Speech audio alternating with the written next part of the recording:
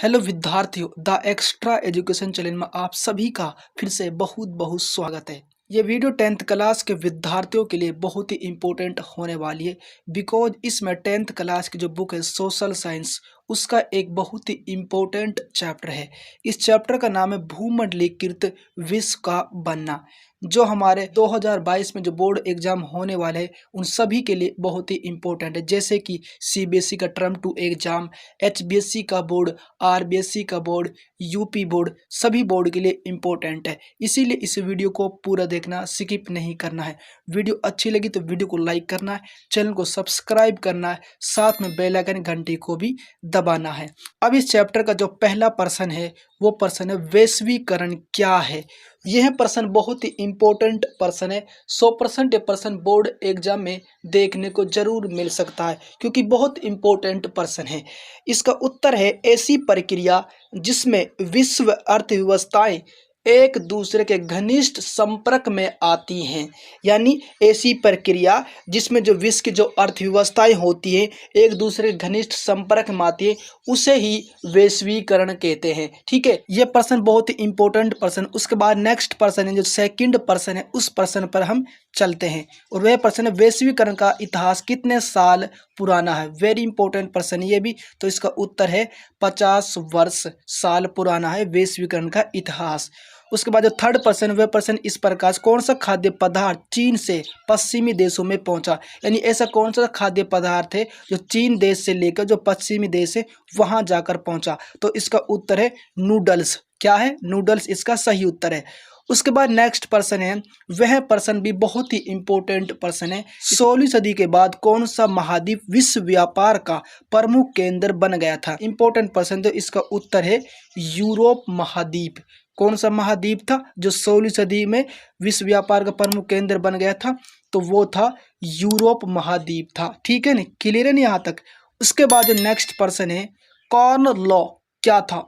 यह प्रश्न भी बहुत ही इंपॉर्टेंट प्रश्न है क्योंकि यह प्रश्न हमारे बोर्ड एग्जाम में आ सकता है। अच्छा, हमारा कोई सा भी बोर्ड एग्जाम, जैसे कि सीबीएसई का जो टर्म 2 एग्जाम है, एचबीएसई का board, RBSE board, UP board, सभी बोर्ड के लिए इम्पोर्टेंट है। ठीक है, इसीलिए इस प्रश्न को आपको याद रखना है। इसका उत्तर है यह इंग्लैंड की सरकार द्वारा पास किया गया एक ऐसा कानून था। यानी जो इंग्लैंड की सरकार है ना, उस सरकार के द्वारा पास किया एक ऐसा कानून था जिसके अंतर्गत इंग्लैंड में मक्के के आयात पर रोक लगा दी गई थी। यानी इंग्लैंड में जो मक्के की जो आयात होता, उस आयात पर रोक लगा दी गई थी। यह एक ऐसा कानून था जिसे हम कॉर्न लॉ के नाम से जानते। वेरी इंपॉर्टेंट प्रश्न है, इस प्रश्न को आपको याद रखना है, इसीलिए मैं बार बार आपको कह रहा हूं। उसके बाद नेक्स्ट प्रश्न है, वह प्रश्न है श्रम प्रवाह का क्या अर्थ है। तो इसका जो उत्तर है, उत्तर इस प्रकार से इसका, काम अथवा रोजगार की तलाश में लोगों को एक देश से दूसरे देश जाना श्रम प्रवाह कहलाता है। यानी कि जो काम होता है या फिर रोजगार होता है, उसकी तलाश में जो लोग होते हैं एक देश से दूसरे देश जब जाते हैं तो उसे ही कहते हैं श्रम प्रवाह। ठीक है ना, क्लियर यहाँ तक। उसके बाद इसका जो नेक्स्ट प्रश्न है, वह प्रश्न इस प्रकार से है, 1820 से लेकर 1914 के बीच विश्व व्यापार में कितनी वृद्धि हुई। इसका जो उत्तर है वो इस प्रकार से, 25 से लेकर 40% के बीच में वृद्धि हुई थी। कितनी हुई थी? 25 से लेकर 40% के बीच में वृद्धि हुई थी। ठीक है। उसके बाद नेक्स्ट प्रश्न है, रिंडरपेस्ट बीमारी क्या थी। यह प्रश्न बहुत ही इंपॉर्टेंट प्रश्न है, यह भी एग्जाम में आ सकता है। इस प्रश्न को भी आपको याद रखना है। यह बीमारी 1890 के दशक में अफ्रीका में मवेशी प्लेग के रूप में फैली। यानी कि यह जो बीमारी है रिंडरपेस्ट बीमारी, यह बीमारी जो 1890 का दशक था, उस वक़्त जो अफ्रीका है वहाँ पर मवेशी प्लेग के रूप में यह बीमारी फैली थी। इंपॉर्टेंट प्रश्न है, इस प्रश्न को आपको याद रखना है। उसके बाद नेक्स्ट प्रश्न है, रिंडरपेस्ट बीमारी में अफ्रीका के कितने मवेशियों की मौत हो गई थी। यानी जो रिंडरपेस्ट बीमारी थी, इसमें अफ्रीका के जो मवेशी थे वो कितने मरे थे, कितने प्रतिशत मरे थे, ये बताना। तो इसका जो उत्तर है वो ये है, 90% मवेशियों की मौत हो गई थी। कितने हुई थी? 90% जो मवेशी थे वो मर गए थे इस बीमारी में, रिंडरपेस्ट बीमारी में। ठीक है।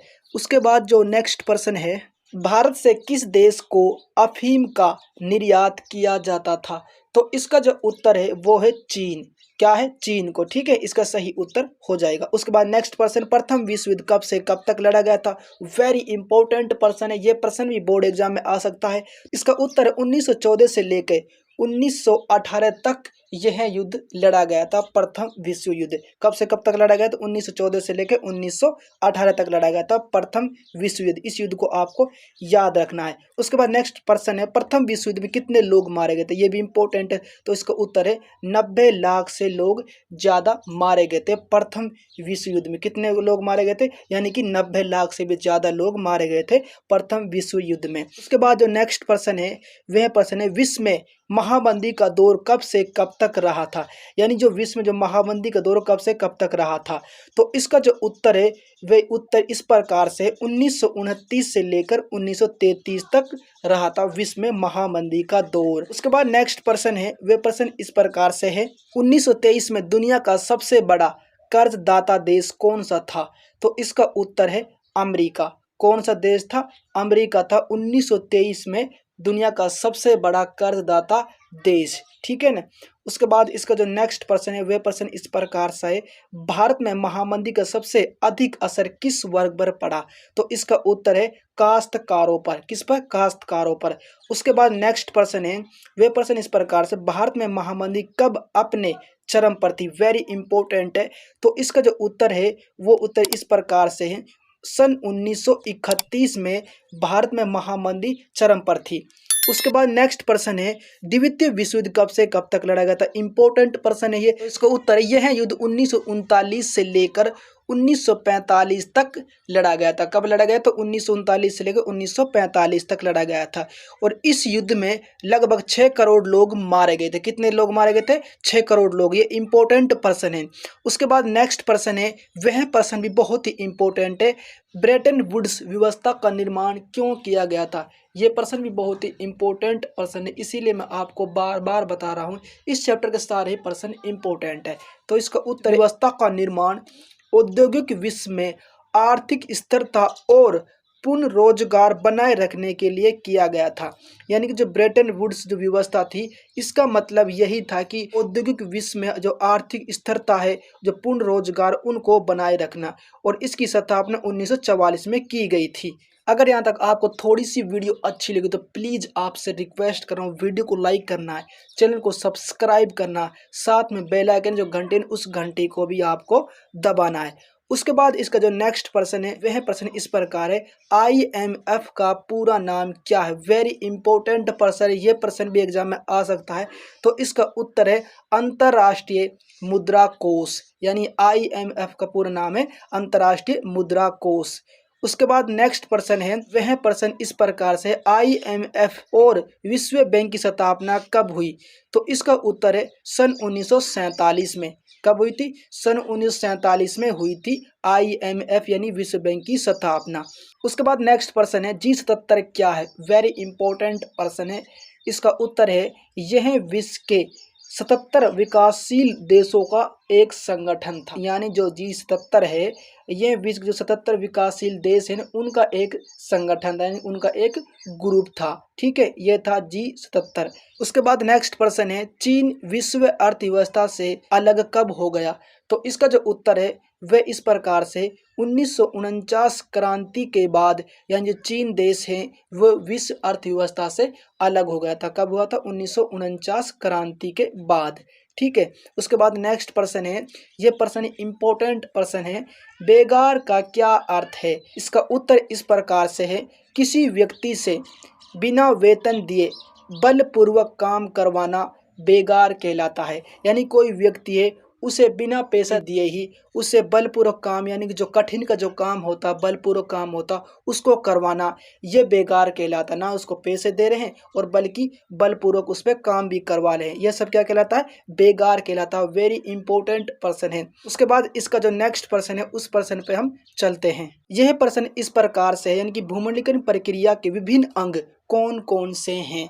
यह प्रश्न बहुत इंपॉर्टेंट प्रश्न, इसको भी आपको याद रखना है। भूमंडलीकरण प्रक्रिया के 3 अंग हैं। कितने अंग हैं? 3 अंग हैं जो इस प्रकार हैं। सबसे पहले जो पहला नंबर पे है व्यापार।